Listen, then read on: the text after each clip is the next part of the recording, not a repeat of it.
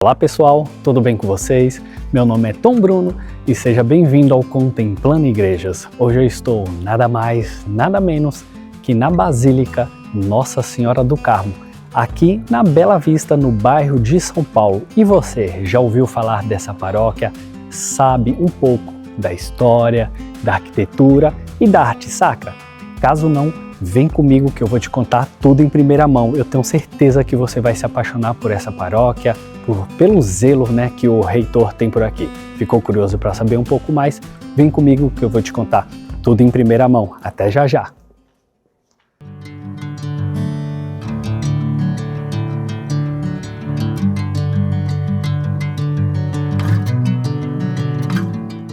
Há lugares que atravessam o tempo e permanecem como testemunhas vivas de fé.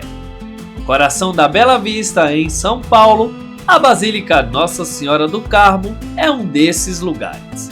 Mais do que um templo, ela é espaço de encontro entre a história, a tradição e a presença de Deus. Sua origem remonta no século XVI, quando os primeiros religiosos carmelitas chegaram à então pequena vila de São Paulo de Piratininga. Com eles veio também a profunda devoção à Nossa Senhora do Carmo, que atravessou gerações e ajudou a escrever parte da história da cidade. Ao longo dos séculos, a igreja passou por transformações, acompanhando o crescimento de São Paulo, mas sem perder a sua essência.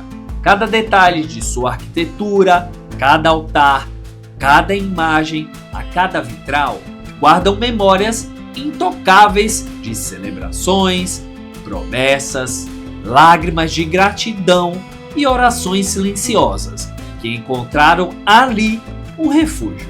Elevada à condição de basílica menor, este santuário tornou-se um importante centro de espiritualidade carmelitana, preservando o legado marcado pela contemplação, pela confiança em Deus e pela proteção maternal de Nossa Senhora do Carmo, cuja festa é celebrada no dia 16 de julho, onde reúne milhares de fiéis todos os anos. Entrar nessa basílica é perceber que, mesmo ao meio ao ritmo acelerado da cidade, ainda existem lugares onde o tempo parece desacelerar. Lugares que convidam ao silêncio, à oração e ao reencontro com aquilo que realmente importa. E se você for visitar a Basílica, que essa visita inspire você a conhecer ainda mais a riqueza da nossa fé, da nossa história e da Igreja de São Paulo. E que sob o olhar materno de Nossa Senhora do Carmo, possamos renovar nossa esperança, fortalecer a nossa caminhada e continuar cada vez mais na providência de Deus. Seja bem-vindo ao Contemplando Igrejas, onde cada templo nos lembra que a fé continua viva, atravessando gerações e transformando corações. Bom, se você chegou até aqui, fique agora com as belíssimas imagens e também com a entrevista com o Frei Ivanildo. Eu tenho certeza que você vai gostar de cada momento dessa entrevista, porque ele fala da história aqui da Basílica, sobre a história da vida dele e sobre a arte sacra. Então, vem comigo que você não vai se arrepender. Até já já! Frei, primeiramente eu quero agradecer por você dispor o seu tempo, Eu sei que é muito corrido, é uma alegria estar aqui na Basílica. O senhor pode se apresentar para o pessoal, falando de onde o senhor veio, seu nome, a sua idade, há quanto tempo o senhor é frei aqui, reitor, Eu sou o Frei José Ivanildo Justino, sou pernambucano, de uma cidade chamada Machados, a 2 horas da capital pernambucana, Recife, e sou membro da província carmelitana Fluminense, e estou aqui como reitor da Basílica do Carmo há 4 meses. Pouco tempo, Pouco tempo. Mas aí fazendo um lindo trabalho. A gente faz o que Deus pede, O que Deus manda, Então, com as nossas limitações, mas o Espírito Santo nos conduz e a gente vai ajudando a comunidade a crescer também. Amém. E Frei, antes de falar sobre a sua missão, eu gostaria de conhecer um pouco mais quem é o Frei, O senhor pode falar um pouco se o senhor teve apoio dos seus amigos, dos seus familiares, quando o senhor falou assim, eu quero ser freio, eu quero ser da Ordem dos Carmelitas, como que foi?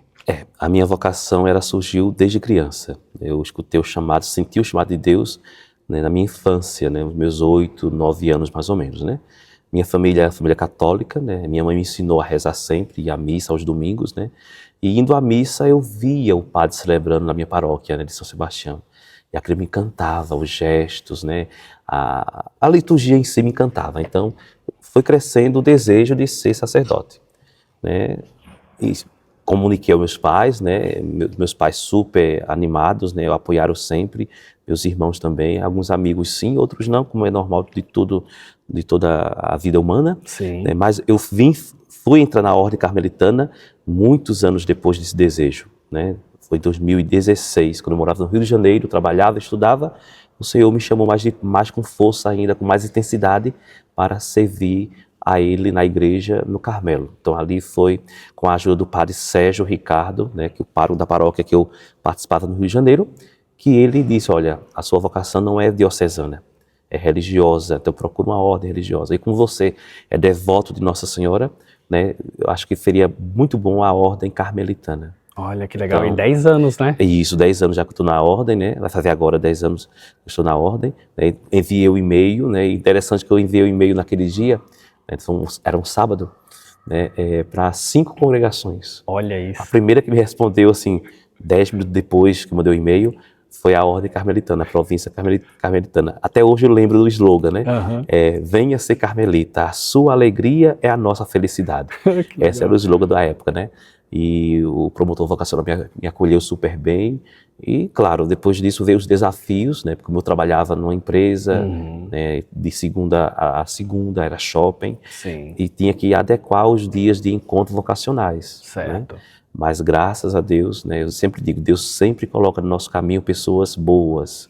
A minha gerente, né? Que tem um coração assim enorme, até hoje temos amizade, ela, né, condicionou tudo para que eu pudesse trabalhar na empresa. Sim. E também ao mesmo tempo conduzir a vocação sem perder os direitos da empresa. Que legal, então ela foi uma pessoa muito importante aí no início da sua caminhada. Muito. Até hoje eu rezo por ela, hoje ela não mora no Brasil, mora fora do Brasil, mas comunicamos pelo WhatsApp, pelo Instagram, e até hoje eu rezo por ela, porque ela foi uma pessoa assim que me acolheu, me apoiou, e entendeu a minha vocação e me ajudou até o fim. Que história linda, né? Sim, porque o senhor ainda reza por ela, sim. Eu acho que ela deve olhar com muito orgulho para o senhor, né? Sim, acredito que sim. Com certeza. E como que foi essa, vamos dizer, transição, né? Porque o senhor tinha uma vida comum, como todos nós, ainda tem, né? Mas agora é um religioso. Sim. E como que foi isso, essa etapa? Você pode explicar um pouco, assim, da caminhada até chegar lá? Né, porque o senhor tinha o seu trabalho, igual o senhor explicou, mas como que foi esse processo? Porque teve que largar depois o trabalho. Sim. O senhor pode resumir um pouco como que foi esse processo? É assim, tudo é doloroso na nossa vida, né? Sim. Claro que eu ganhava muito bem, trabalhava, tudo mais. Mas o chamado do Senhor me impulsionava mais forte, batia mais forte no meu coração, né? Sim. Então assim, largar tudo, deixar tudo, né?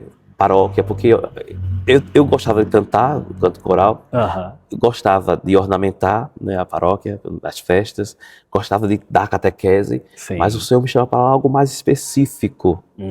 Então largar tudo isso, né, e claro, a vida humana, social, leiga, né, podia sair a hora que eu quisesse, passear, etc.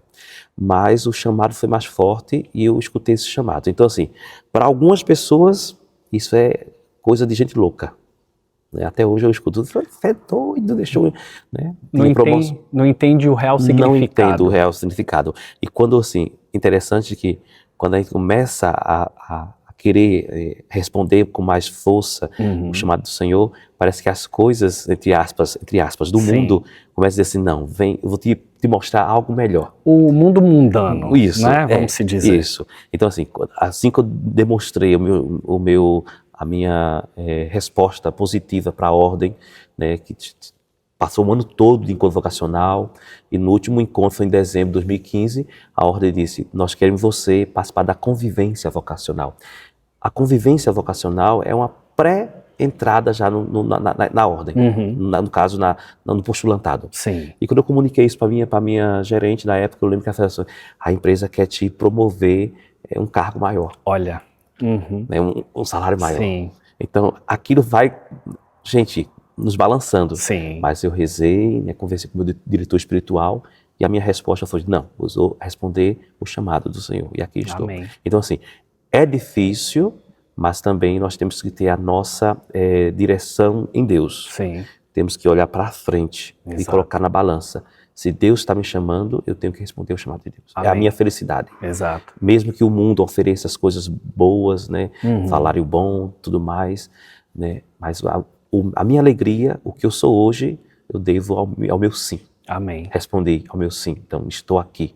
Né? Claro que tem seus desafios inúmeros, né? Sim. Mas estou feliz. Amém. Isso é uma alegria ouvir isso, e para as pessoas também, para as pessoas entenderem também um pouquinho, Frei, porque o senhor tinha um trabalho, etc., e se tornou um carmelita. Sim. O senhor faz os votos de pobreza. O senhor pode Castidade, explicar, obediência, o senhor pode explicar um pouquinho? Sim. Porque para as pessoas entenderem, porque, gente, ele tinha um salário, ele tinha as coisas dele, então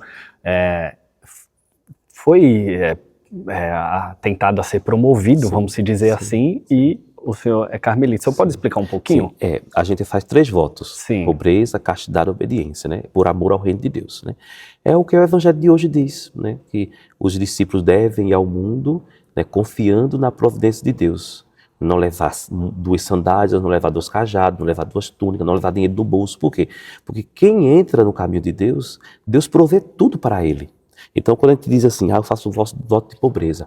Como assim voto de pobreza? Você é pobre? Não As sou. pessoas se assustam, Se né? assusta. Como é? Não.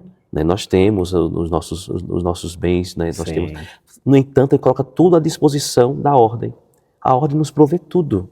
Né? O convento nos provê tudo. Então, alimento, roupa. Então, a gente não está à mercê do mundo. Sim. Nós estamos debaixo da providência de Deus. Deus não deixa faltar nada para aquele que se coloca em seu caminho.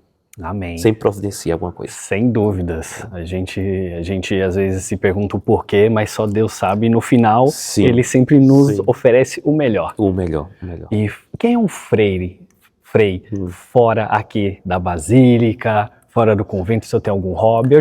Eu particularmente já sei, mas vamos compartilhar um pouco essas flores aqui. Vamos contar um pouco? Vamos. Então, o Frei Ivanildo fora do convento é o Frei Ivanildo. Sim. É o que eu sou aqui, né? Gosto muito do silêncio, né? Silêncio. Gosto de ler, né? Gosto muito de ouvir músicas, principalmente músicas nordestinas, Luiz Gonzaga, Barramalho, né? Músicas clássicas também eu gosto muito. Que legal. Né? Mas no dia a dia eu gosto de estar na ativa. Não sou um frei, uma pessoa parada, estática, não. Eu gosto de estar ativa. Né? Elétrico Sou mesmo. elétrico. Não gosto de ficar parado, não, né? Sou elétrico. Quem me conhece da Basílica sabe o que eu estou falando. Sou elétrico. Tenho um hobby. Eu tenho 2 hobbies. Quais?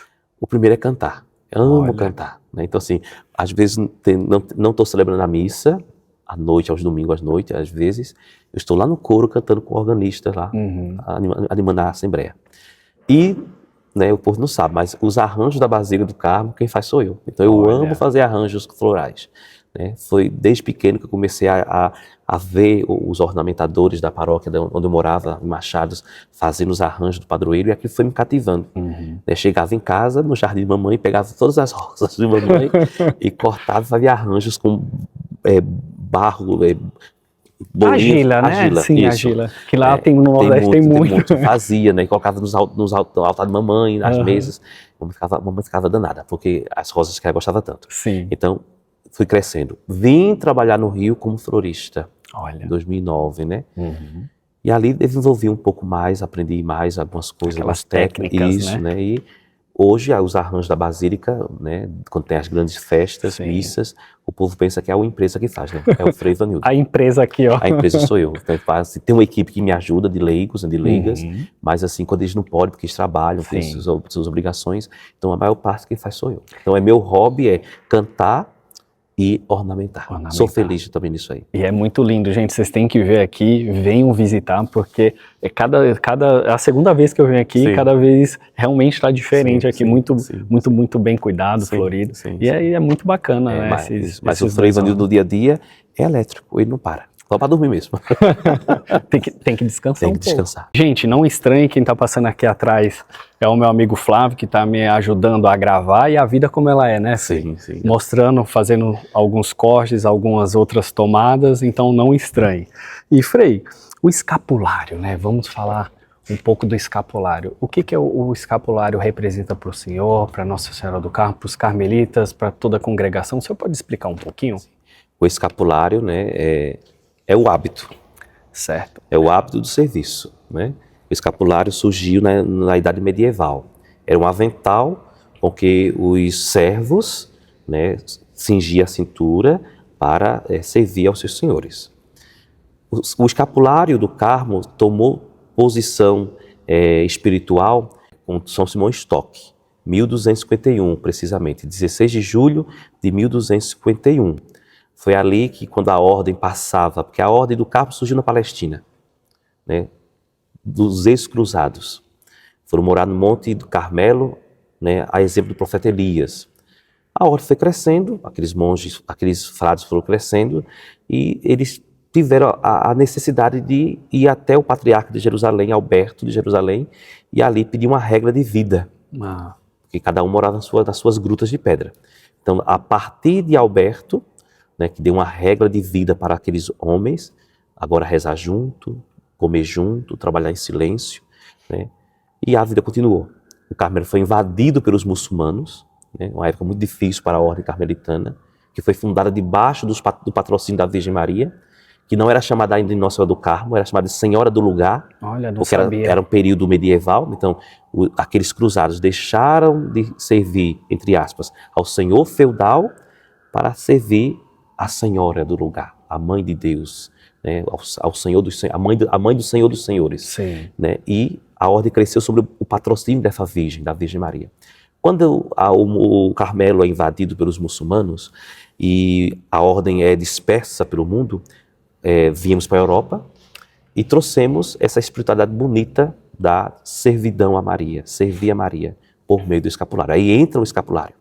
O escapulário, os carmelitas usavam como ato de consagração e serviço à Virgem Maria, a Senhora do Lugar. Sim. Mas quando chega na Europa, aqueles frades começam a morrer e a ordem está decaindo.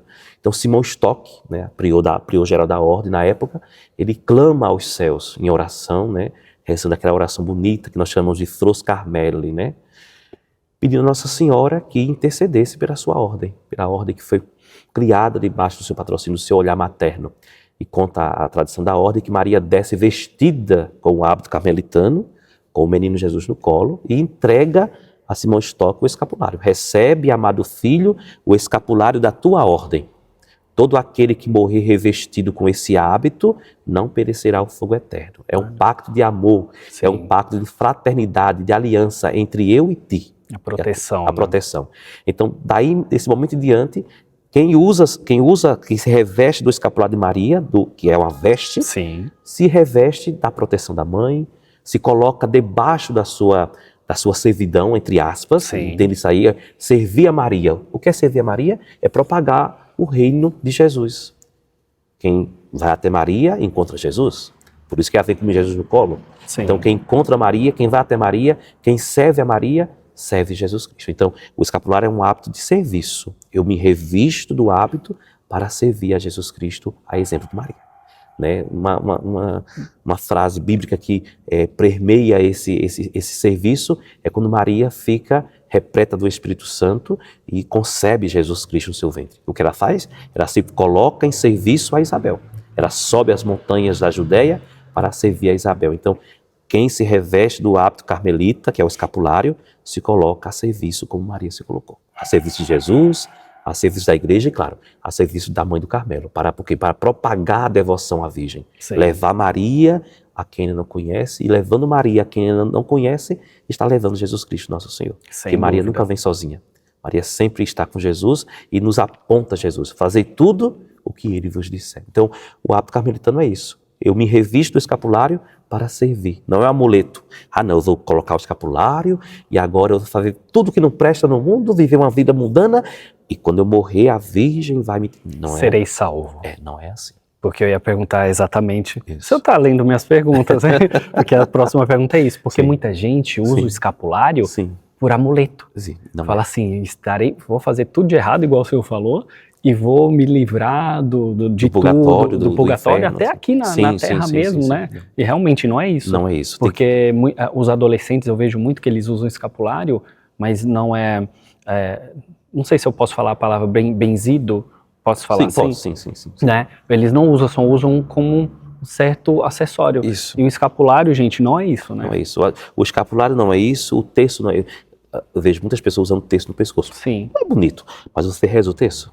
O terço é para ser rezado, meditado, contemplado, os mistérios da nossa redenção. Exato. O escapulário, você se reveste dele, se consagra a Maria, aos cuidados de Maria, debaixo da sua proteção. Mas ao mesmo tempo é convidado a viver uma vida digna de cristão. Viver os mandamentos, né? Sim. Procurar viver esse mandamento, lutar contra o pecado, viver uma vida de todo cristão, né? Uma vida de fé, de oração, meditação da palavra de Deus e se colocar a serviço, né? Sim. Existem pessoas aí, a gente observa, nós que somos padres observamos, né? Às vezes existem muitas pessoas que têm vários dons, talentos, mas não coloca esses talentos a serviço de Deus, a serviço da igreja, a serviço de Nossa Senhora, a serviço dos irmãos, né? Tem um dom de cantar, devo cantar. Tem um dom de ler, devo ler. Tem um dom de ornamentar, devo ornamentar. Tem um dom de ensinar, devo ensinar. Isso. Então, viver essas virtudes. Então, o escapulário me ensina a viver essas virtudes. E, padre, existe algum testemunho, alguma experiência marcante, todos esses anos, pode ser no Rio de Janeiro, o senhor só ficou lá no Rio de Janeiro e aqui, ou teve outros lugares? No Rio eu fiquei como leigo. Leigo, né? Eu trabalhava e estudava. Depois que eu entrei na ordem, eu fui morar em Minas Gerais. Ah, que legal. Fui morar em Mogi das Cruzes, São Paulo, interior de São Paulo. Em Itu também, né? Que foi a minha primeira etapa de formação. Sim. Aqui na capital, né? Da teologia. E então foi nesses lugares. Rio só foi trabalho como leigo, ainda não conhecia não conhecia a província, conhecia a ordem já, porque eu sou pernambucano, e a província pernambucana é padroeira do Recife, de Pernambuco, do Carmo, então já conhecia, tenho amigos e familiares na Ordem Terceira de Pernambuco, né, que é a Ordem dos Leigos, mas a província carmelitana eu fui conhecer no Rio de Janeiro. Ah, legal. Então, e nessa andança, teve algum fiel que marcou o senhor, com alguma história, algum milagre que o senhor se recorda para nos contar? Olha, na nossa vida, assim, né, a gente vai encontrando pessoas devotas de Nossa Senhora, que ama a Virgem, que defende a Virgem e que tem relatos fortes com a Virgem Maria, experiências de fé, de devoção, né? Sim. Eu me lembro de um caso de uma senhora, né, não foi aqui em São Paulo, foi em Minas Gerais, na cidade de Itu, que ela me contou que certa vez estava indo passeio com sua família no carro e na rodovia um caminhão veio atravessar na frente e bateu no carro dela. E o carro dela capotou várias vezes, né? E na hora que aconteceu isso, ela só lembrou de gritar para Nossa Senhora do carro: "Valei-me, ó Virgem do escapulário." Olha. E pegou no escapulário. E disse que o carro dela capotou várias vezes e não aconteceu nada com a família. Poucos arranhões, mas saiu todos ilesos, né, sem ferimento graves. Então, assim, ela coloca isso como uma proteção da Mãe de Deus. E sem dúvida foi. Muito lindo. A Virgem protege, a Virgem guia, a Virgem guarda a quem a ela se refugia. Claro que tem vários outros relatos que a gente já ouviu, né, de pessoas que quando se revestiu do escapulário e passou a viver uma vida digna do Evangelho, dos mandamentos, né, sentiu a proteção da Virgem. Nós mesmos carmelitas, né, a nossa história carmelitana até hoje é uma história que a gente sente constantemente a proteção da Virgem, né? Os relatos dos nossos livros, das nossas histórias, né, onde a Virgem aparece mostrando a sua proteção, né? A nossa chegada no Brasil não foi por acaso, né? O rei de Portugal enviou os carmelitas para ir para Paraíba. Quando chega no Oceano Atlântico, perto de Recife, acontece uma reviravolta no mar, uma tempestade. E os carmelitas vêm para Olinda, né? E de Olinda desce para o Sudeste, né? A nossa chegada em São Paulo também, em 1594, né? Ali na Ranja Pestana também não foi por acaso, né? Os relatos dos livros mostram que o terreno que foi dado por Brás Cubas para nós, né? Na época os governantes não queriam deixar a ordem criar o convento, fundar o convento, né? Motivos e outros. E a oração na época do Frei Antônio de São Paulo ajudou com que o convento fosse construído em São Paulo. Então, assim, a Nossa Senhora sempre está a favor daqueles que se colocam debaixo da sua proteção. Sem dúvida, amém. Nossa mãezinha sempre nos protegendo Protege. E colocando um caminho sempre bom. Sim. E, gente, fiquem aí, porque daqui a pouco a gente vai fazer um tour, né, Frei? Sim. Explicar um pouco sobre a arte sacra, Sim. sobre aqui o Altamor, né? Sim. Então, fiquem aí.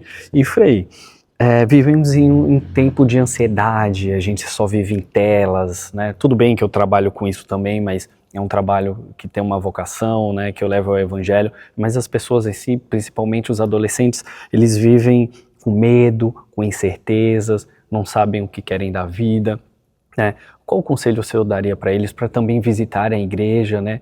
Às vezes, a eles mesmos trazer os seus pais, familiares, o que o senhor poderia dizer para esses jovens e adultos também? Sim, certo.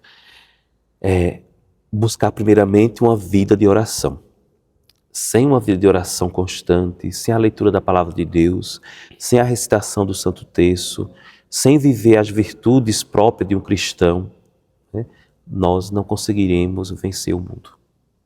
O mundo está aí, né, as coisas do mundo estão aí, uma sociedade sem fé, né, pagã, que banaliza as coisas cristãs.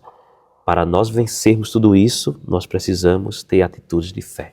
Então, leitura da palavra de Deus, participação da missa aos domingos, principalmente aos domingos, né? Sim. Com a família, a recitação do Santo Terço, buscar viver uma vida digna de cristão. Sem isso, a gente vai afundando na lama do mundo. Exato. Então, principalmente os jovens, né? Deus, Jesus, nosso Senhor, continua chamando os jovens. Não só jovens, mas todos nós. E deseja de nós um compromisso com Ele. Exato. Para ouvir esse chamado, tem que ter uma vida de oração. Exato. Eu sem querer te cortar, Freire, eu falo dos jovens porque os jovens são o futuro. Eu já não sou tão mais jovem, eu sou também. Mas a gente está levando um pouco de legado, o senhor principalmente por ser religioso, mas o jovem é o futuro. Então, a gente tem que trazer cada vez mais eles. E aos domingos também que o senhor falou, da Sagrada Missa, né? É muito importante. As pessoas pensam que só ir ao domingo, mas não é. O senhor pode explicar resumidamente? O domingo é a Páscoa semanal. Exato. Então, a cada domingo que eu vou na missa, eu estou revivendo a Páscoa do Senhor, a ressurreição, a vitória da cruz, né? Sim. O domingo é a Páscoa semanal. Mas tem também dia de semana. Acabamos de celebrar uma missa agora há pouco, né? Sim. Então, muitas pessoas conseguem vir, outras pessoas não por causa do trabalho, tudo bem. Mas se eu saio mais cedo do trabalho, tem uma igreja próxima do trabalho, eu vou lá na hora do meu almoço, rezo, faço meu momento de meditação, de silêncio. Tudo isso me ajuda para que eu possa seguir a minha vida como um cristão autêntico, dedicado ao Evangelho, anunciando esse Evangelho a quem precisa ouvir. Às vezes é uma palavra de amigo, é um olhar, é um abraço, né, é um incentivo. Então, assim, nós podemos anunciar o Evangelho de várias formas. Mas para isso, nós também precisamos estar revestidos dessa graça, que é a graça da vida de oração. Sem Jesus, sem o seu Espírito Santo, a gente não é nada. Eu conheço um amigo, um diácono permanente lá do Rio de Janeiro, da paróquia São Bartolomeu, e ele dizia assim: quando eu me levanto todos os dias, que a mãe dele ensinou para ele, quando eu me levanto todos os dias, eu digo assim: vinde Espírito Santo, aquela oração bonita, vinde Espírito Santo. Aí reza, depois diz assim: Espírito Santo, o que nós vamos fazer hoje? Aí eu perguntei, mas diácono, por que essa pergunta ao Espírito Santo? Eu ia perguntar isso. Aí ele fez assim: porque não é eu que faço, porque eu sou humano, sou limitado. É o Espírito Santo que inspira as minhas ações. Então por isso que eu pergunto, o que vamos fazer hoje, Espírito Santo? E claro, eu deixando o meu coração aberto, né, me deixando abrir a graça do Espírito Santo, ele vai agir em mim. E vai me conduzir no meu dia a dia, que o nosso dia a dia é corrido, né? E às vezes, quando eu estou aberto à graça do Espírito Santo, ele me mostra: olha, aquela pessoa que trabalha contigo está meio cabisbaixo, e você pode ir lá dar uma palavra de conforto para ela, ler um versículo bíblico. Na rua, você encontra alguém que está precisando de ajuda, você ajuda. E como hoje muitas pessoas estão precisando de ajuda. Exato. Né? As pessoas estão apáticas da dor do outro. E nós cristãos, nós não podemos viver apáticos da dor do outro. O cristão é chamado a ter uma vida de compaixão, diz uma passagem bíblica, eu acho que é Mateus, se não me engano, não lembro agora o Sim. capítulo, nem o versículo, mas Jesus olhou para o povo e teve compaixão, porque viu o povo como ovelhas sem pastor. Assim como Jesus, nós que carregamos esse nome de cristãos, o outro Cristo, Sim. nós também devemos ser, entre aspas, pastores de outras pessoas. Sim. Olhar para o outro que está sofrendo com compaixão. E a gente oferecer o nosso melhor, uma Nosso palavra, melhor, uma palavra, um acalento, abraço, sim. um alento. Tantas pessoas, às vezes, não escuta, né? Sim. Diz aí os grandes estudiosos, né, que a doença do século vai ser Ouvir o outro. Né? ouvir o outro. O outro precisa ser ouvido, né? E às vezes nós que somos sacerdotes, nós entendemos isso quando nós estamos no confessionário. As pessoas às vezes nem vêm se confessar, vêm desabafar. Às vezes o que a pessoa confessa nem é pecado. Sim, mas ela tem a Mas ela necessidade. tem a necessidade de, não é matéria de pecado, Sim. né? Não, que tem matéria de pecado, então Lógico. às vezes não é.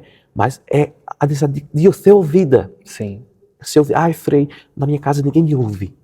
Eu preciso de alguém que me ouça. E não tem. E não tem. Então às vezes nós cristãos temos que ter essa ponte entre o outro que quer ser ouvido Sim. e Cristo que está ali para ouvir. E eu como cristão devo colocar-se no lugar de Cristo e ouvir aquela pessoa. Sem dúvida, ter essa sensibilidade. Essa né? sensibilidade. E, Frei, tem alguma passagem bíblica que o senhor lembra? O senhor falou agora uma, né? Mas existe alguma fase bíblica ou um santo carmelita, ou uma frase de algum santo ou ensinamento que o senhor gostaria de compartilhar também? Uma que o senhor aprendeu antes? O meu lema, né, no meu lema de profissão solene, porque nós religiosos, quando vamos professar os votos perpétuos, ou votos solenes, né, que é castidade, obediência e pobreza para sempre na ordem, né, na mão do superior nosso, a gente escolhe um lema bíblico, uma frase bíblica. E essa mesma frase que eu escolhi para os meus votos solenes, escolhi também para o meu diaconato e meu presbiterato. É a mesma frase. É o Salmo 88, né? Cantarei eternamente as misericórdias do Senhor. Misericordias Domini in eterno cantabo, em latim. Né? Que é uma frase de Santa Teresa também de Jesus, que ela escolheu para ela também. Então, desde pequeno, eu gostava dessa frase. Né? Cantar as misericórdias do Senhor. Como cantar as misericórdias do Senhor? Buscando viver uma vida conforme o Evangelho. Né? Sendo um outro Cristo para as pessoas, né? Então, assim, eu traduzo essa frase bonita do Evangelho, cantar as misericórdias do Senhor, nos meus atos do meu dia a dia. Atender as pessoas que chegam à igreja, né? Dar atenção a essas pessoas, sempre com um sorriso no rosto, mesmo às vezes quando eu estou com problemas diversos, porque eu também tenho problemas pessoais, problemas familiares, problemas da paróquia, que as pessoas não sabem às vezes. Exato, isso é importante o senhor falar, porque além do hábito religioso, gente, né? Ele é um ser humano. As pessoas só pensam que o senhor é um super-herói. Não é verdade? Eu sempre falo isso porque as pessoas têm que entender que o Frei, igual o senhor falou, tem problemas, tem dificuldades, né? E isso é muito bacana que o senhor falou, porque as pessoas veem a Basílica para ter um acolhimento. E às vezes o senhor não está bem, mas faz isso com todo o prazer do mundo. Né? Isso é lindo. O problema às vezes é meu. Às vezes o problema é da paróquia, interno, né, de alguma pastoral, movimentos da vida, e o fiel não tem culpa disso, né?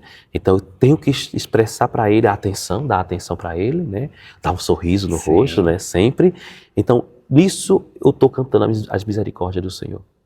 Quando eu estou ornamentando o altar do Senhor, cada arranjo que eu faço, cada rosa que eu estou fazendo, eu também entendo que eu estou cantando a misericórdia do Senhor, porque as pessoas chegam aqui, nossa, que arranjos bonitos, né? Nossa, a igreja está belíssima. Ali estou expressando a misericórdia do Senhor. Quando eu estou cantando no coro, às vezes eu canto, né, com o coral, com o ministério de música, com o organista, eu também estou expressando no canto litúrgico, por meio da minha voz, as misericórdias do Senhor. As pessoas saem, Frei, aquela música, já ouvi várias vezes, não estou falando aqui, não é para me colocar como um pedestal, não. Mas, Frei, aquela música que o Senhor cantou hoje tocou a minha alma, me emocionou, me fez lembrar que Deus me ama. Então ali também estou expressando as misericórdias do Senhor. Por isso que esse lema eu levei para a minha profissão solene, para a minha ordenação diaconal, para a minha vida sacerdotal, cantar as misericórdias do Senhor. Né? Porque essas misericórdias eu senti na minha vida desde o chamado que Ele me fez né? Vem e me segue, lá nos meus 8 anos, 9 anos de idade, né? Sim. No início da minha vocação.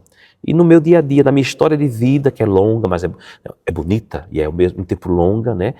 Eu senti a misericórdia do Senhor me abraçar. Na minha família, nos meus amigos, né? No meu dia a dia, eu sinto essa misericórdia me abraçando, e essa misericórdia que me abraça, eu devo também expressar para outras pessoas que ainda não conhecem. Muitas pessoas não conhecem a misericórdia de Deus e precisaria conhecê-la. Essa misericórdia, como disse Santa Faustina, ela quer abraçar o mundo, ela quer afagar os corações doloridos, sabe? Sim. Ela quer afagar os corações machucados e quer mostrar esse amor misericordioso. Então, foi o lema que eu escolhi e é o lema que no meu dia a dia, eu gosto e quero e desejo expressar nos meus atos, nas minhas atitudes de padre e de ser humano também. Sim, muito lindo isso que o senhor falou, Frei. Com certeza as pessoas se identificaram. Acho que é isso, contemplando igrejas, não é só contemplar a igreja católica, é contemplar o Frei, o padre, o bispo, o diácono, os membros da comunidade. Sim. Então, com certeza alguém se identificou. E Frei, vamos agora dar um tour, apresentar um pouquinho sobre o presbitério, algumas das artes sacras, os altares laterais. Vamos lá? Vamos lá, será uma alegria. Então, espere aí que vocês vão ver muita coisa boa. Como prometido, vamos mostrar um pouquinho da Basílica aqui, né? Sim. O senhor pode explicar um pouquinho sobre o altar-mor? Estamos aqui diante do presbitério, o altar-mor de Nossa Senhora do Carmo, né? Ou capela-mor, como é chamado também. Sim. Né? E o interessante desse altar, como os demais altares da Basílica, é o antigo altar da antiga igreja nossa, a Angel-Pestana, né? Que, como nós sabemos, a Basílica do Carmo, ela tem 92 anos. E o altar Nossa Senhora ficou tão alto assim porque a arquitetura da Basílica ficou alta. Na antiga igreja, o altar era mais baixo, a igreja era mais baixa. Mais compactada, compactada.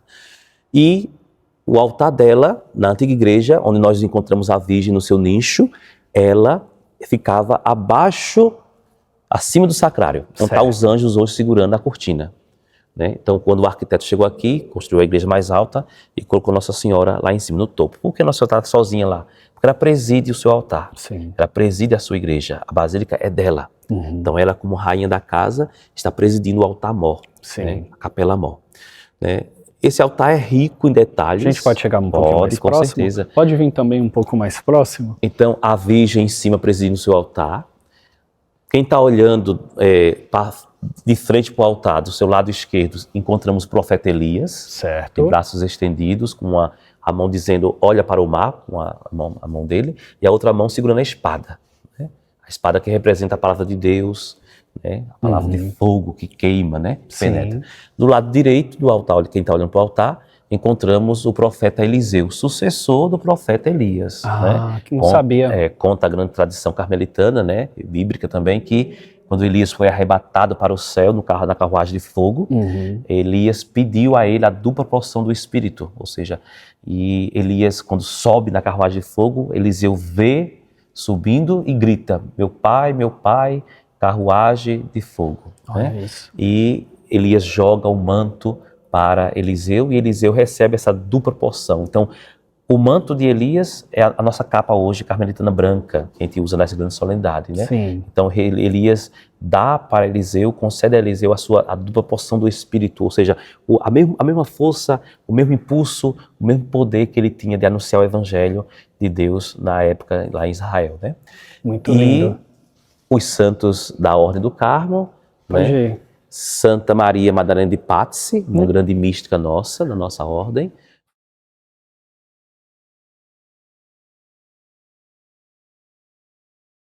Santa Maria Madalena de Pazzi, uma grande mística, né? Então ela segura na mão uma cruz e tem uma coroa de espinhos na cabeça, né? Porque ela teve visões místicas sobre a paixão do Senhor. Né?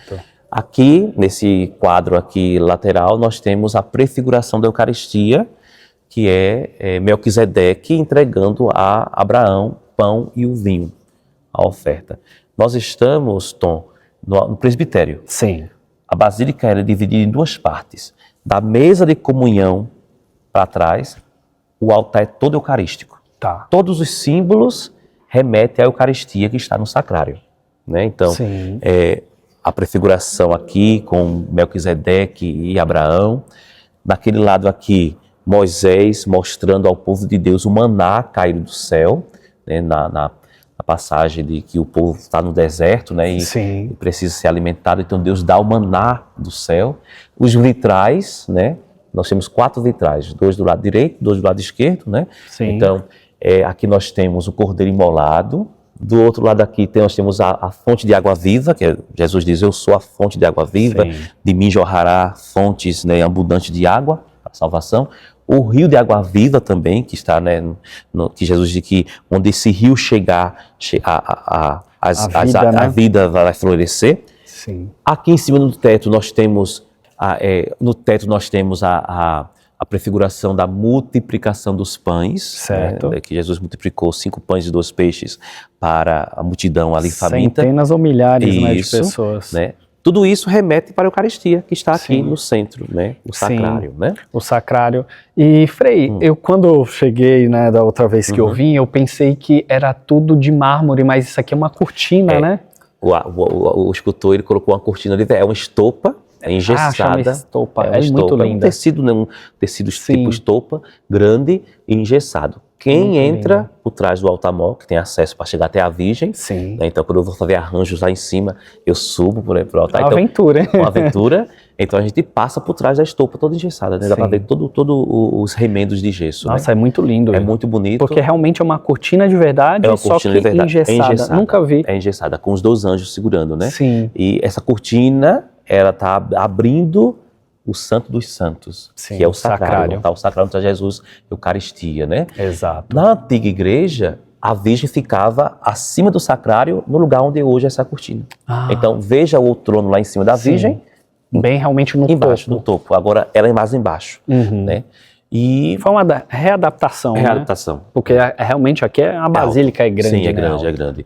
E esse altar, como é antigo, quando a basílica começou a ser construída em 1928, esse altar ficou 3 anos, mais ou menos, no porão da igreja de São Francisco, lá no centro de São Paulo. Nossa, eu conheço lá. Isso, porque o porão era grande e nós não tínhamos espaço aqui. Sim. Né, porque o convento estava sendo construído, a capela provisória da Virgem era pequena. Tudo começando, né? Tudo começando. A basílica sendo construída. Então tinha lugar para guardar os altares laterais, que nós vamos ver daqui a pouquinho, nem o altar-mor. Então, os franciscanos guardaram no porão deles esses altares por muito tempo, até a basílica ser construída, né? Sim. E a imagem que nós vemos no altar-mor, a imagem da Virgem, né? É a imagem original que era venerada na antiga igreja, que tinha 400 anos de história. Olha que lindo então, isso. Os nossos antepassados de São Paulo, né? Muitas pessoas veneraram, rezaram diante dessa imagem. Então, é uma imagem muito querida para o povo de São Paulo. Sem dúvida, não só a basílica, quanto de história, né? Tem muita história. Não só a basílica, mas também a imagem em si. O povo, quando vem a essa igreja, a primeira coisa que faz, depois de olhar para Jesus no sacrário, é olhar para essa imagem. Porque muitos que têm famílias vivas, ou já outras já faleceram, sabem que essa imagem foram veneradas pelos seus avós, bisavós, seus antepassados. É muita história. E foi essa imagem que foi transladada para cá, no dia 15 de abril de 1928. Daqui a pouco 100 anos. 100 anos, daqui a pouco. Olha 100 isso. Anos, né? Naquele dia foi a última missa que foi presidida na antiga igreja nossa, que foi demolida depois. Tem registros, Frei? Tem fotos. Tem fotos. Mas a gente consegue pegar depois para mostrar? Consegue. Então, gente, olha isso, Tem fotos da procissão. Que legal. Tem fotos da imagem chegando aqui na frente da basílica. Olha, porque eu posso depois colocar? Sim, tem fotos da antiga igreja do Carmo lá, né, de 400 anos de história, porque, como eu disse na entrevista, nós chegamos em São Paulo em 1594. Então, foram quase 400 anos de história. Né? E tudo que nós vivemos na Basílica hoje, a antiga Basílica, não é antiga, a Basílica tem 92 anos, mas ela se torna tem um tom de antigo, pelas madeiras, pelos detalhes artísticos, a arte sacra também, né? Que veio da antiga igreja. Porque eu mesmo, antes de conhecer um pouco aqui a história, eu pensei que tinha muito mais de 100 anos. 92 né? Porque anos. tem 92. Eu jurava que tinha uns 200, pela arquitetura também. E, gente, venham visitar o zelo que vocês... Só vindo aqui para ver. E como é que agora me sumiu o nome? Porque aqui ficam os diáconos, os acólitos. Sim, A Basílica do Carmo, antes de ser paróquia, porque ela foi paróquia em 45. Ah, não sabia. Antes de 45, ela era capela conventual dos frades. Tá. Era uma capela dos frades. Então os frades moram aqui ao lado, vinham rezar todos os dias de manhã, às horas canônicas. Sim. Vinham rezar aqui na Basílica. E geralmente tinha pessoas passando, rezava com eles na rua, né? Então aqui se chama estalas, as estalas. Então são cadeiras que a gente se senta, pode sentar aí. Posso? Né? Senta aqui também? Aqui, sentar. Estalas. Aqui, e a gente pode participar da missa e das orações canônicas aqui, né?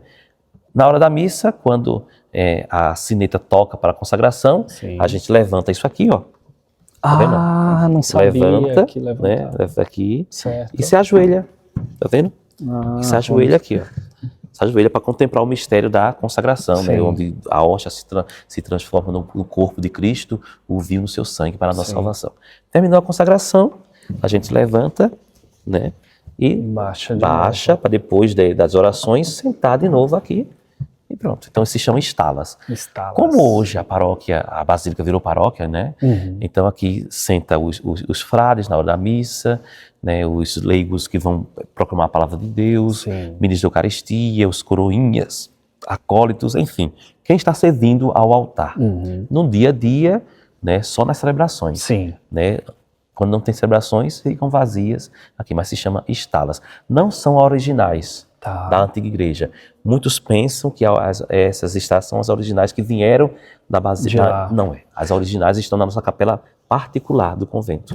Onde que... tá, particular. Convento, sim. E só tem acesso aos frades, sim, né? Lógico. Então é mais escura do que essas, diferente o modelo. Porque aqui realmente é madeira. É madeira mesmo, maciça, mas elas foram feitas junto com a Basílica. Olha que legal. Então, são essas... Você vê, 92 anos também. Isso aqui, que elas estão aqui, né? Mas muito lindas. Linda.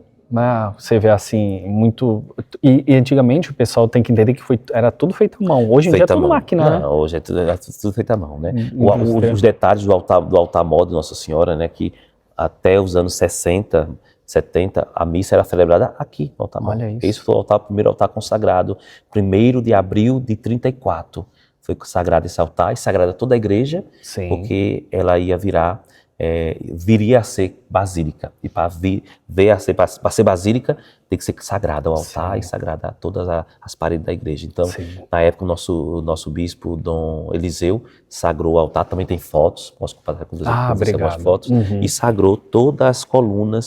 Se você for olhar, em cada coluna da igreja tem uma vela. São 12 velas. A gente pode... representa os 12 apóstolos do Senhor. Então foi sagrado, preparando a igreja para um dia ser basílica. Nossa, quanta história, hein, Frei? Muita história. Imagina o senhor, todos esses anos, para decorar tudo isso. É muito estudo. É muito estudo. E ainda continua estudando, né? Sim. O meu TCC, né, eu fiz teologia, aqui é a Casa de Teologia nossa, né, e eu fiz TCC em cima da Basílica, a nossa história. Então, daqui a 3 anos, né? Nós temos 92 anos, daqui a 3 anos, ela completa 95 anos. E vai ser meu presente para a Basílica e para o povo de Deus, né? O livro contando a história da Basílica, um pouquinho da história, né?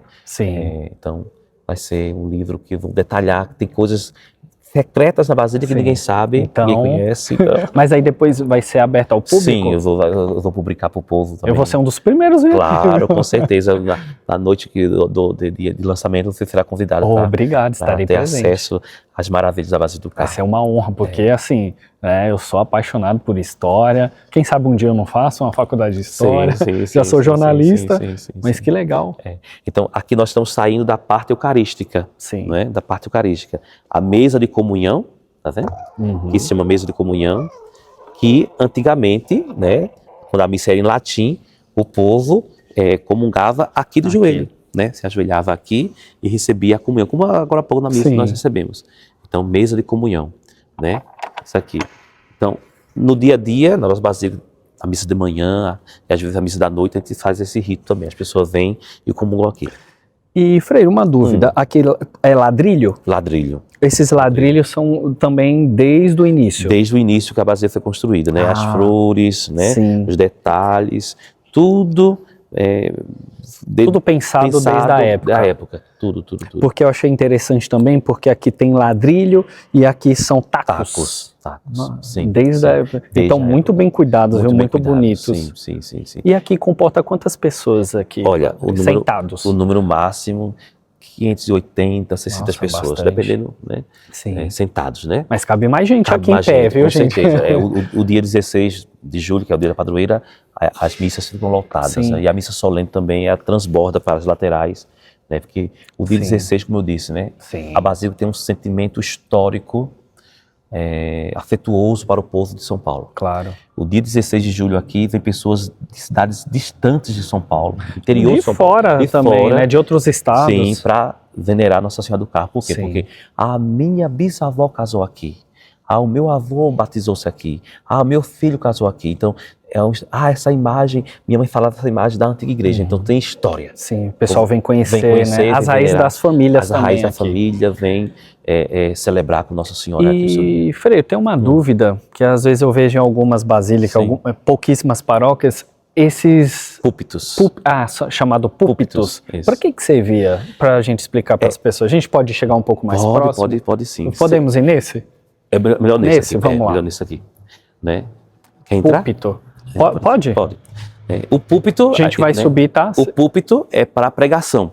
O padre subia no púlpito para pregar, fazer o evangelho ou não? Não, fazer a homilia. Hoje a gente chama de homilia, mas na época era sermões. Fazer os grandes sermões, as grandes cerimônias. Então o padre subia, né? Então, a homilia então sempre era aqui. Era aqui. Porque vocês fazem... Aqui no ambão. No ambão? Isso. Nossa, que legal.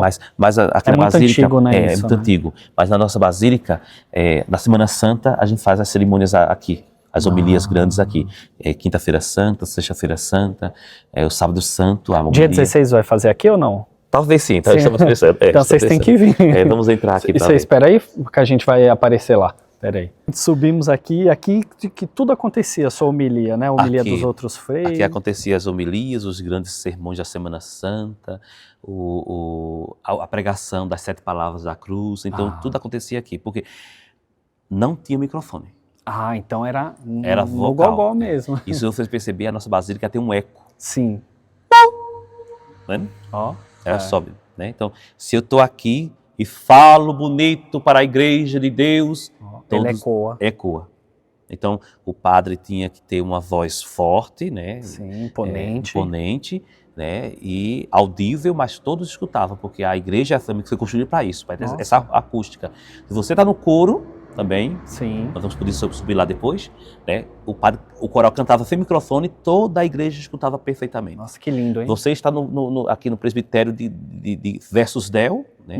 Olhando para o altar, o padre falava em latim, todos escutavam, porque a igreja foi construída para isso. E aqui o púlpito também ficava mais alto um pouco, né? O povo sentado e o padre aqui proferindo as palavras do evangelho. Que eu tenho certeza que muita gente tem curiosidade para saber o que era, então já foi sanada. Tem. E você tem um detalhe aqui em cima, a pomba do Espírito Santo. Tá vendo? Que lindo. Esse e o outro também tem. Por quê? Porque esse símbolo daqui, que a pomba representa o Espírito Santo, né? Dizer que o padre está sendo assistido em suas palavras pela força do Espírito Santo. É o Espírito Santo que mostra, é o Espírito Santo que faz com que a gente fale as palavras certas para o povo ser tocados. Deu direcionamento, né, espiritual. Exatamente. E, gente, não vou mostrar aqui a pomba. Se vocês quiserem, vem aqui na Basílica, Nossa Senhora do Carmo, aqui na Bela Vista. Dá uma olhada lá de baixo. Aqui vocês não vão poder subir. Obrigado, Frei. Nada. A gente agora, Frei, vai conhecer um pouco das laterais, que a gente chama também de altar, laterais, né? Isso, sim. A gente pode conhecer um pouco. Podemos. E por que os carmelitas, não sei se você sabe responder, eles colocaram sempre esses altares laterais? Porque muitas congregações não usam, é particular de vocês.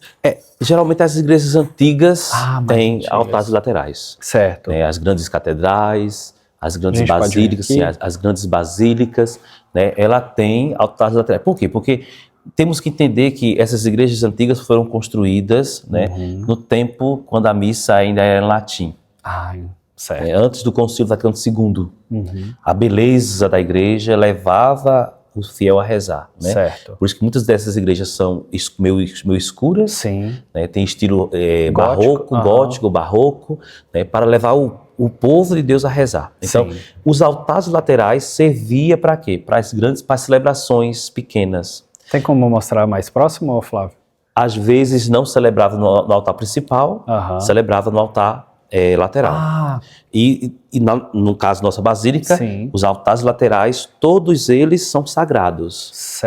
Todos eles são sagrados. Eu cheguei a conhecer pessoas aqui, paroquianos, que viveram na época ainda na missa em latim, Certo. que eles diziam que no domingo tinha missa em todos os altares na mesma hora. Sim.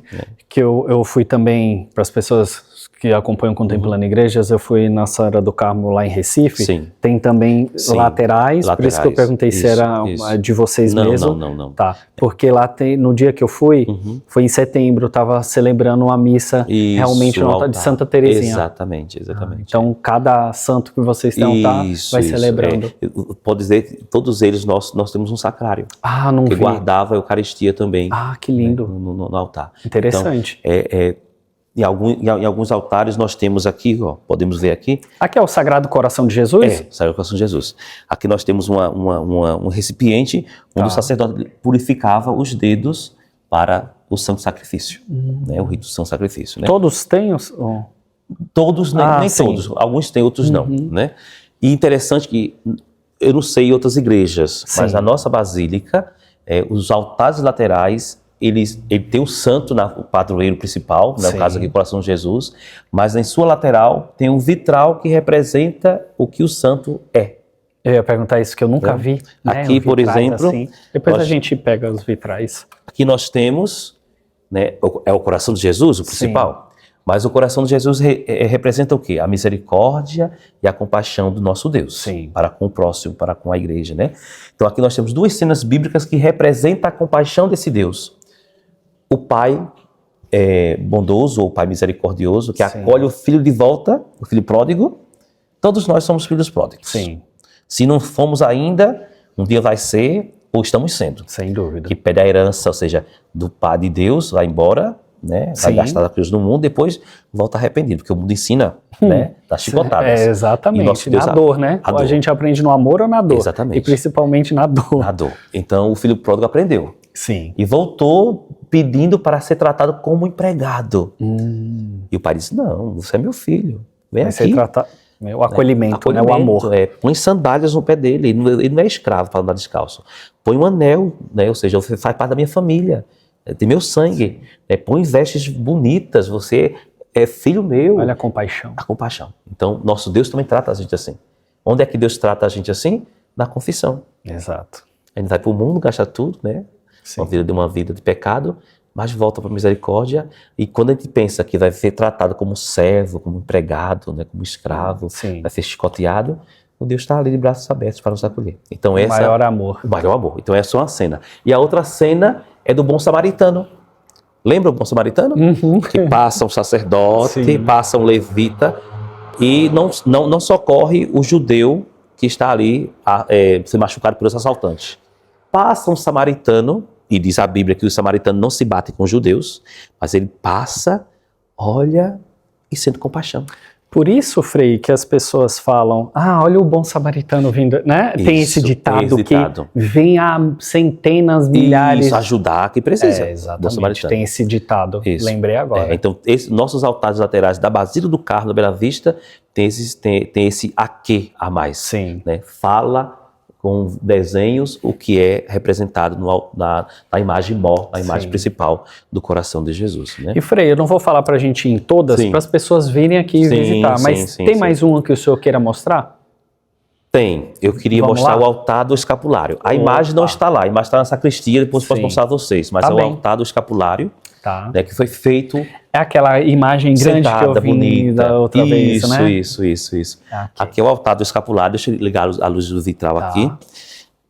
Por que altar do escapulário? Porque foi feito justamente, foi colocado aqui para colocar a imagem, para venerar a imagem que representa a entrega do escapulário a São Simão Stock.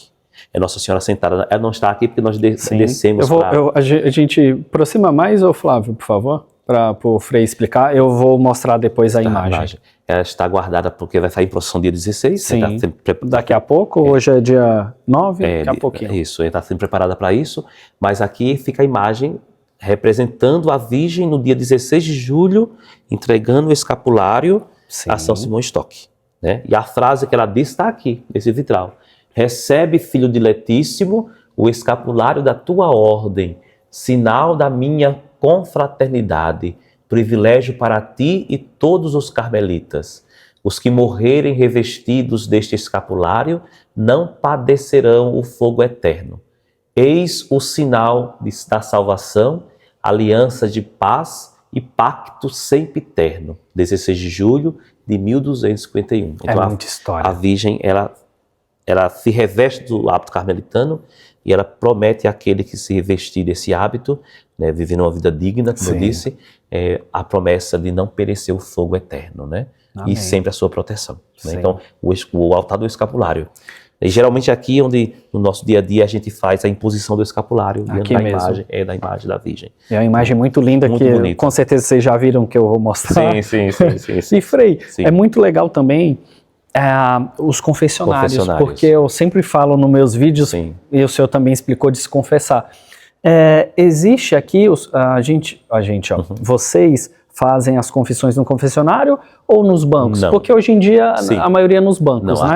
Aqui nós usamos os confessionários. A gente pode ver um pouquinho? Pode. Aqui nós fazemos... Porque é uma tradição, né, católica, muito antiga. A confissão é um sacramento. Exato. Por isso que o que nós ouvimos aqui, nós levamos para o nosso túmulo. Sim. É o segredo de confissão. Né? A gente não pode abrir a boca para nada. Sim. Né? Para contar só nada. Entre vocês três, que eu digo. Deus, o sacerdote, que está em persona Christi. Sim. Quando eu sento aqui, não é o Frei que está aqui, é o próprio Jesus que está aqui. Sim. Né? Então, Jesus escuta, perdoa seus pecados. Você sai daqui. Eu sempre digo, às vezes, na homilia, que é o único tribunal que você entra culpado, réu, e sai absolvido de todas as culpas. Porque é um dos sacramentos, Frei, que eu falo sempre que eu sou apaixonado. Então eu defendo muito, né? Porque, além da Eucaristia, enfim, outras... É porque na confissão você se encontra com a misericórdia de Deus. Sim. Você toca no coração de Deus, com um coração amoroso. E não é julgado. Não é julgado. E não é julgado. Nunca será julgado. Né? Ele te alerta. Sim. Ele te orienta. Ele te mostra o caminho certo a seguir. Os conselhos. Mas é um coração que sempre está aberto à misericórdia. Amém. Muitas pessoas têm medo da confissão, mas não podemos ter medo de Deus. Deus mesmo. O nosso Deus é um Deus amoroso. O que é que Jesus diz? Vinde a mim, todos vós que estáis cansados, e eu vos darei descanso. Aqui a gente encontra descanso. É o lugar. Aqui a gente encontra o coração ali aberto, a chaga aberta para nos perdoar. Então, é bonito, né? O confessionário antigo também.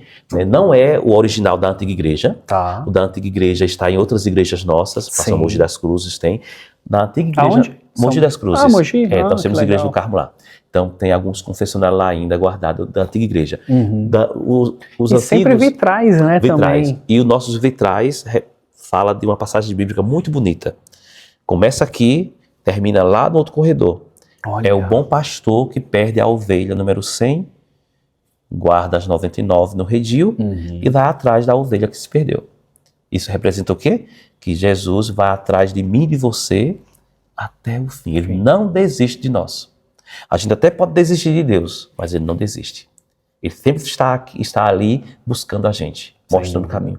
Então, se você que vem visitar a nossa Basílica quiser conhecer, né, fazer todo o itinerário do corredor da confissão, no primeiro ele perde a ovelha e no último ele encontra a ovelha perdida. Que lindo. Que Deus, né? E no teto também, em cada arco, tem uma passagem bíblica que fala da cura, que representa, que a confissão é uma cura. Sim. Uma cura espiritual, né? Uma cura da alma.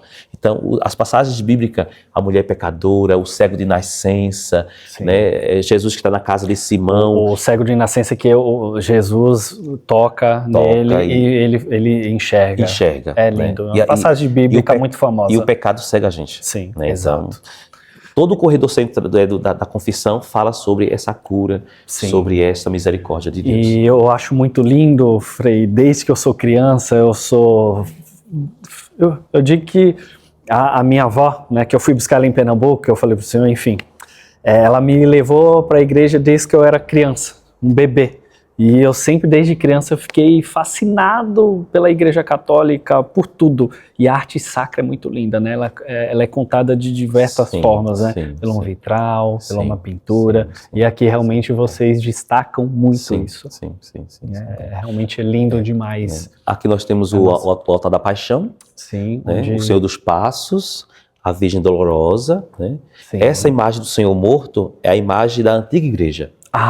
Nós temos recortes de jornais da década de 60, 70, que tem a procissão com essa imagem do Senhor morto. Hoje não é mais usada conosco, a gente usa outra imagem, né, mas ela está aqui para mostrar. Fica aqui bem guardada. Isso. Essas duas imagens, a Dolorosa, que é uma expressão bonita da imagem, né, vai estar viva, né?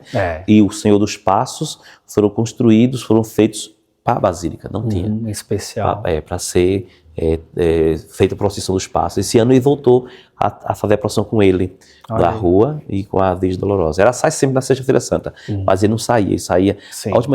A última vez que ele saiu foi há uns quase 40 anos atrás. Muito tempo. Então, ele sai num carro? Não, nas costas. Olha. Os homens levam, né? Sim, olha. Raiz. Raiz. Que legal. Chegamos aqui na parte daqui de cima, mas com o coro. O coro, né? Com esse lindo órgão. E eu pensei, Frei, que era vários órgãos, né? Mas é um só. É um só.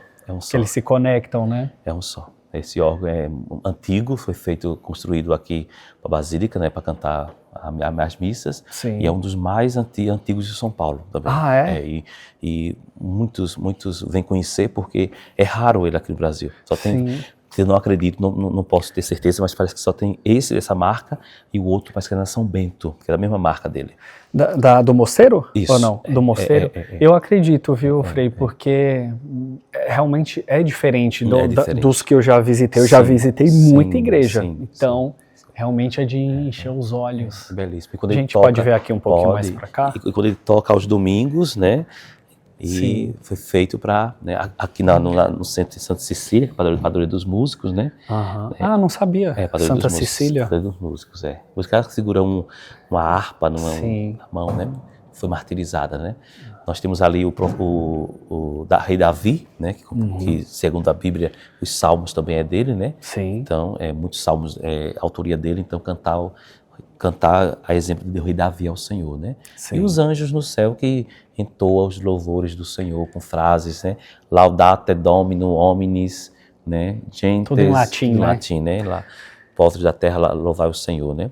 Então, esse órgão, né?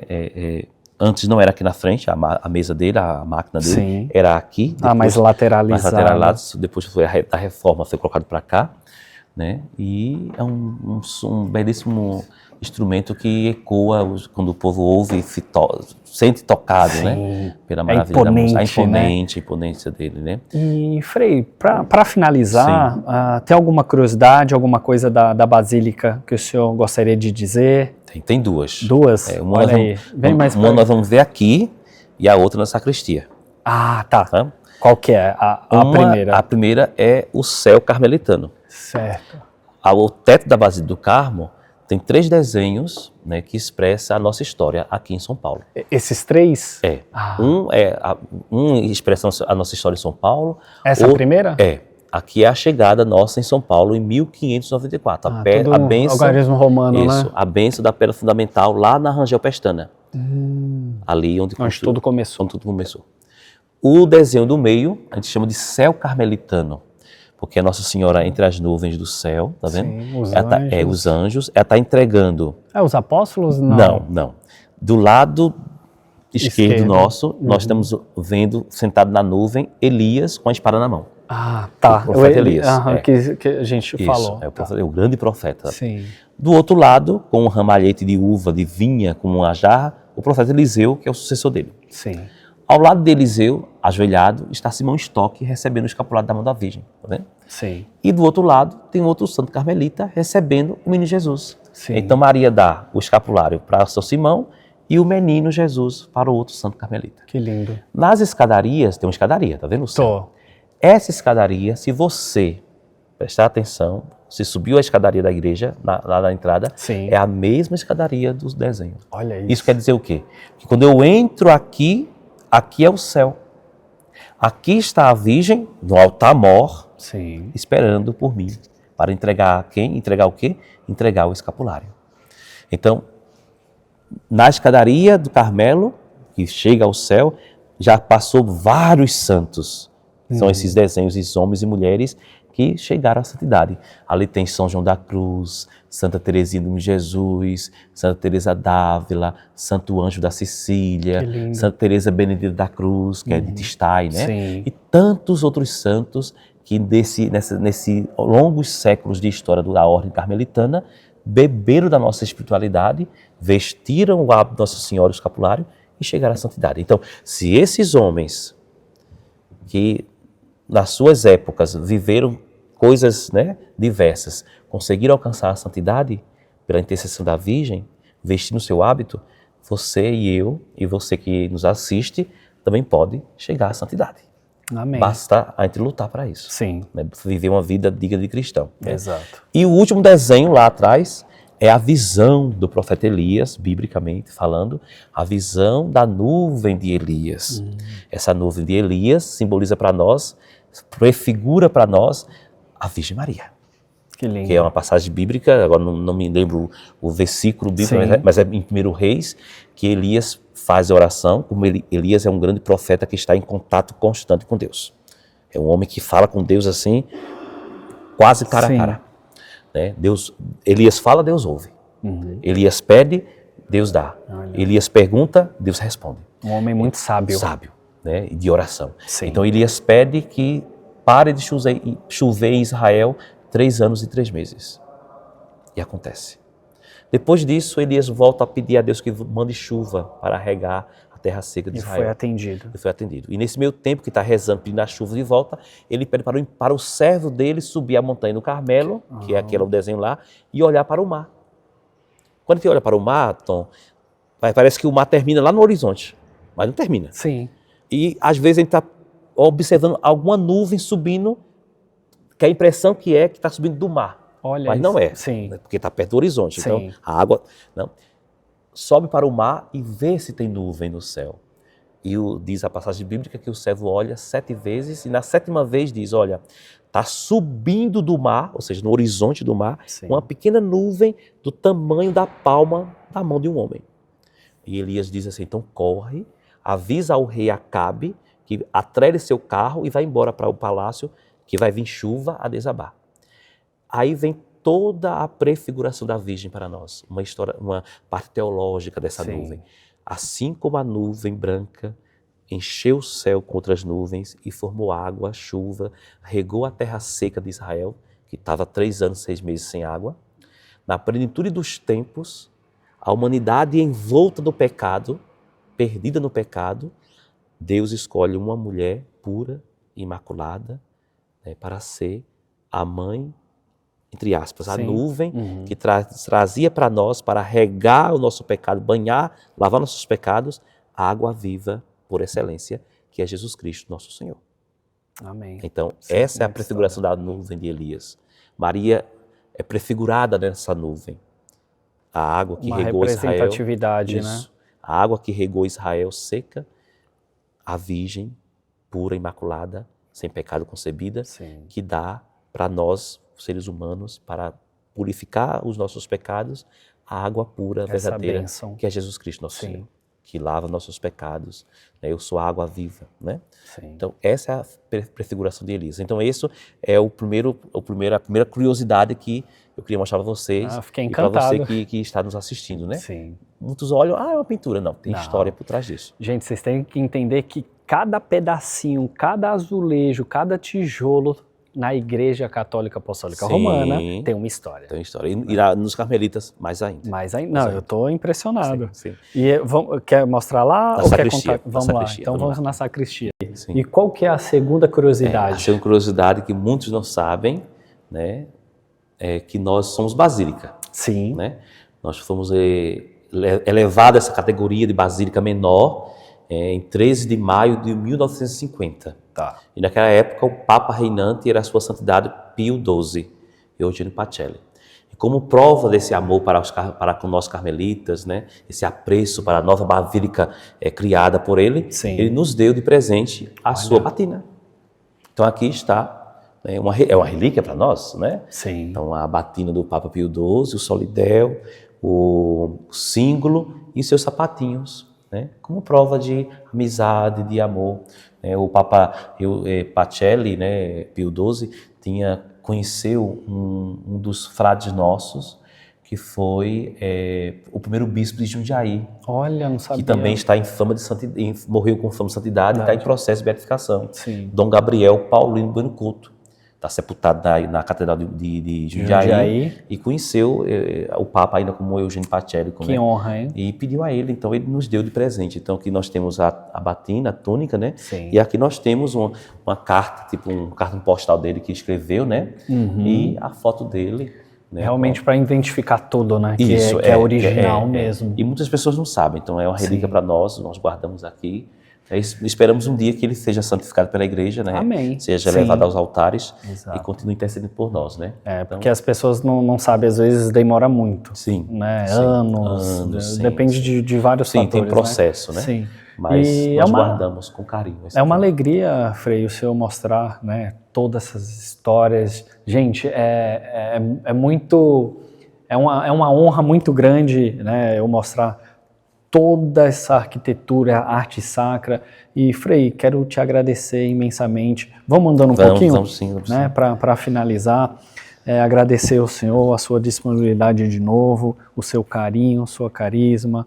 E agradecer a Deus também, a Nossa Senhora do Carmo, pela sua vida. Amém. Né, que ela continue cobrindo com o manto dela o Senhor para continuar nessa missão. Amém, amém. Né, agradecer. A alegria é nossa e sabe que as portas da Basílica do Carmo estão sempre abertas, né, para o vosso programa e que você que está nos assistindo possa vir aqui na nossa igreja, né, contemplar a Basílica do Carmo, mas também possa divulgar esse canal. É muito bonito, é um trabalho muito lindo que esse irmão faz, levando a fé, levando várias devoções, né, de várias igrejas, vários padroeiros para todo o Brasil e também para o mundo. Então, multiplique aí esse trabalho, leve, né, mostre aos amigos, divulgue para que a nossa fé, a nossa igreja seja conhecida por todas as pessoas que ainda não conhecem. E quando você vier à Basílica do Carmo, saiba que Nossa Senhora está aqui de braços abertos para lhe acolher, para ouvir suas preces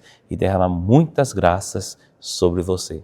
Obrigado, Dom. Deus abençoe, viu? Amém. Eu posso pedir uma bênção para o senhor? Pode sim. O Senhor esteja convosco, Ele está no meio de nós. Abençoe-vos o Deus Todo-Poderoso, Pai, Filho e Espírito Santo. Amém. Deus abençoe. Viu? Amém. Alegria, viu? Deus abençoe. Amém.